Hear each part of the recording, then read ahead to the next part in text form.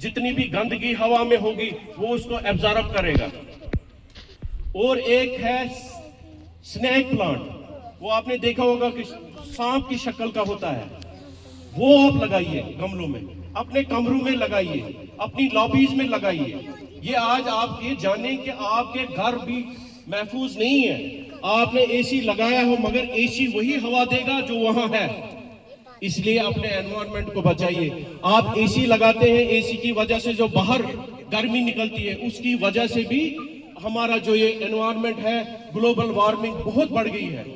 इसको मारने के लिए एक ही तंत्र है, शॉर्ट में बताऊंगा, टाइम लिमिटेड है, नहीं तो मैं 3-4 घंटे भी आपको यहां बोल सकता था, पर चूंकि लिमिटेड टाइम है, आपने कुछ नहीं करना है। आपने ज्यादा से ज्यादा अपनी बर्थडे पर, अपने बच्चे की बर्थडे पर, आपकी बर्थडे पर, आपके शौहर की बर्थडे पर एक बूटा आप जरूर लगाइए। वो उसके नाम से डेडिकेट कीजिए कि ये मेरे फलानी बेटे के नाम है, ये मेरी माँ के नाम है, ये मेरी उसके नाम है। जो यहाँ से गुजर गए हैं, हमारे भाई, हमारी बहनें, हमारी माएँ जो यहाँ से गुजर गई हैं, अगर उनको सदका जारिया पहुंचाना है तो एक बूटा जरूर उनके नाम लगाइए, ताकि जब तक वो प्लांट इस पूरे ब्रह्मांड की, इस पूरे समाज की खिदमत करता रहेगा, क्योंकि ऑक्सीजन उसने देना है। वो ऑक्सीजन कौन लेगा? हिंदू भी लेगा, मुसलमान भी लेगा, सिख भी लेगा, ईसाई भी लेगा, सांप भी लेगा, चरिंदे भी लेंगे, दरिंदे भी लेंगे, कोई लिहाज नहीं रखता। ये कैरेक्टर है हमारे पेड़ का। एक प्लांट आपने लगाया, अब मैं बताता हूं, एक प्लांट काटने से आपको पता है आप कितना नुकसान करते हैं? कोई मुझे बता सकता है? एक प्लांट में आपको तकरीबन 10 घंटे इस पर बोल सकता हूं। एक प्लांट काटने से 45 लाख और 5,000 का नुकसान आप करते हो। इस मुल्क का, इस पूरे ग्लोब का नुकसान करते हो। कितना? 45 लाख, 45.5 लाख। समझ आई? आपने जब घर में एक छोटा सा बूटा काटा, आप ये समझ लो कि आपने पूरे इंसानों के लिए कितना नुकसान किया है। अब आप उसका दूसरा पहलू लीजिए, अगर आप एक प्लांट लगाते हैं तो आप कितना फायदा देते हैं? हम इंसान हैं ना, खासकर मुसलमानों का ये दायित्व। तो बीच में पानी दीजिए, अपने बच्चों को समझाइए ये कितना बड़ा फरीजा है। मस्जिदें आप बनाते हैं ना, उसमें खाली मुसलमान जाएगा, वो इबादत करेगा। मंदिर आप बनाएंगे तो वहां पर हमारे हिंदू भाई जाएंगे। गिरजा आप बनाएंगे तो वहां पर क्रिश्चियन लोग जाएंगे। मगर जो ये पेड़ लगाओगे ना, ये सब के लिए, हिंदू, मुस्लिम, सिख, ईसाई, दुश्मन हो वो भी, उसको भी आप सांस दे देंगे, दोस्त हो उसको भी आप सांस दे देंगे, कोई भी मकतब फिक्र से ताल्लुक रखने वाला, उसको आप एक छोटी सा ये जो है सदका जारिया आपको रहेगा, एक पेड़ आपके मरने के बाद भी। देखो, आपको एक पेड़ तो ऑक्सीजन देता है, मर गया लकड़ी दे देगा। उसके बाद किसी भी, जैसे आपका ये क्या नाम है, एक्स है, उससे जैसे आप इसको काटना शुरू करेंगे, वो जो सैप निकलता है, पानी जैसा निकलता है ना, इसको ये ट्रीट मत करिए, वो पानी नहीं है, वो उसका खून है। क्या आप किसी इंसान को इस बेदर्दी से काट सकते हैं? पहले ऐसे ऐसे करके उसको एक्स से मारेंगे, वहां से वो खून निकलेगा और उस पर तो लाल है वो तो आपको दिखेगा, आपको अंदर से खौफ महसूस होगा। इसी तरह जब इसका ये पानी बाहर निकलता है तो आप ये समझ लें कि इसका खून निकल रहा है और ये इसको कितना अजाब होता होगा। अल्लाह ताला के सामने आपने एक एक चीज का हिसाब देना है। अगर आपको अल्लाह ताला पर यकीन है, अगर आपने जहन में रखा है कि आप एक बहुत अच्छे इंसान हैं, तो आपने इर्द गिर्द जितनी, जैसे आप अपने आंगन में सफाई करते हैं, जैसे आप सुबह उठकर, मेरी माएँ बहनें उठती हैं और अपने कमरे की सफाई करते हैं, करते हो कि नहीं करते हो? तो अपने माहौल की सफाई क्यों नहीं करोगे? ये जो माहौल में आप देख रहे हैं, आज मैक्सिमम लोग जो हैं उनको छाती की प्रॉब्लम हो रही है, जुकाम हो रहा है, खांसी हो रही है। किस वजह से? क्योंकि ये धुआं है जो दिखता नहीं है। आपका जो ये पोल्यूशन है वो हमारे घरों तक पहुंच गया है। पोल्यूशन एक ही किस्म का नहीं है। आप इस टेंट में जो बैठे हैं ना, यहाँ पर केमिकल के ये जो पर्दे लगे हुए हैं, इसमें माइक्रो पार्टिकल्स निकलते हैं। आपके घर में आप नीचे जो एक टॉर्च बिछाते हो, आपके पर्दे जो कर्टन्स हैं वो आप लगाते हो, वो सारे केमिकल के बने हैं। जैसे उनको गर्मी लगती है तो छोटे छोटे माइक्रो पार्टिकल्स निकलकर वो आपकी सांसों के अंदर जाते हैं। वो भी डस्ट पोल्यूशन है, वो भी सबसे बड़ा पोल्यूशन है। आप कहेंगे कि आप घर में बैठे हैं, सेफ है, नहीं। इसलिए अपने घरों को इन कर्टन से बचाइए। और दुनिया का कोई ऐसा तंत्र, दुनिया का ऐसा कोई इंस्ट्रूमेंट मुझे बताओ जो आपको ऑक्सीजन देगा। मेरी कोई माँ, मेरी कोई बहन 5 मिनट सांस बंद करके मुझे दिखाए, मैं उसको लाख रुपए अभी इनाम दे दूंगा। कर सकती है कोई? कर सकता है कोई? ये सांस आती कहां से बच्चों? पेड़ों से आती है। अब जो पेड़ काटेगा उसको क्या करना चाहिए? है? उसको सजा देनी चाहिए कि नहीं? वो मेरी सांसें नहीं, वो जंगलात का काम नहीं है।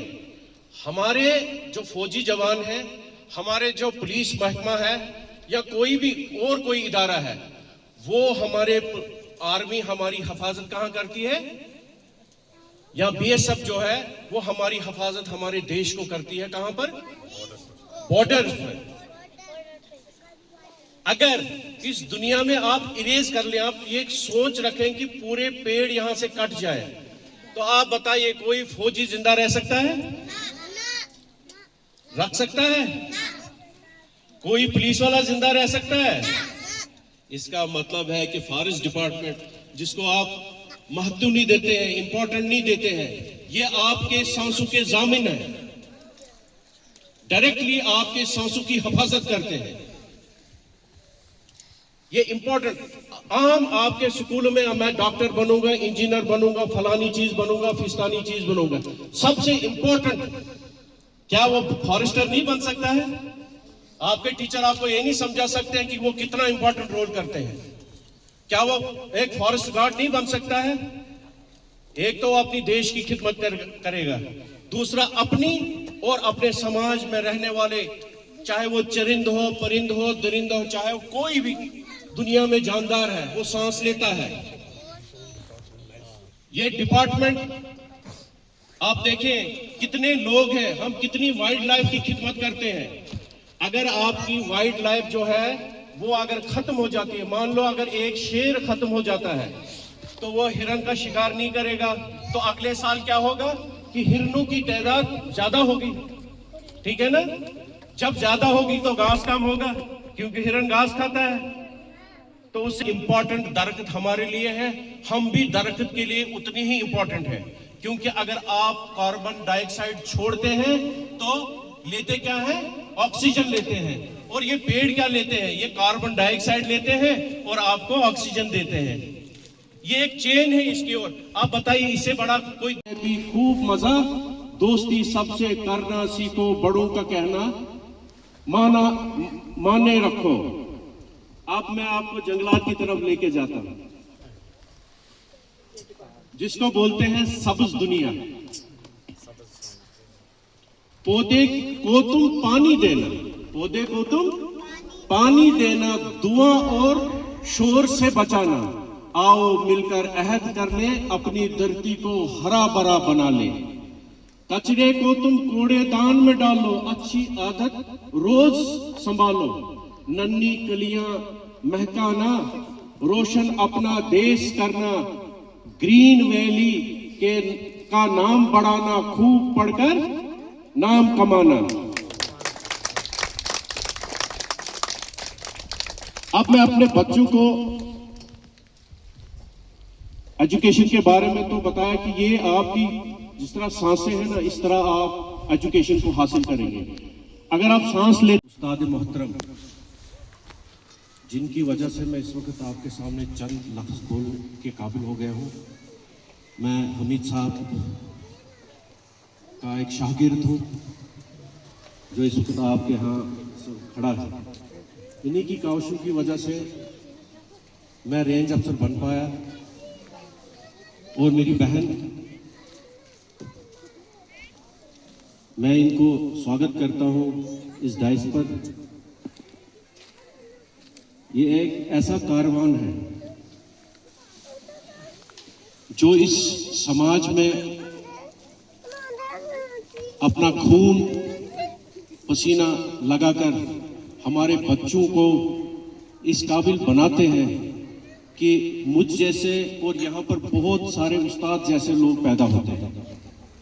यहाँ पर बैठी हुई मेरी बहनें या उस्ताद वही आई भी तो पढ़ो की नाम से आई है।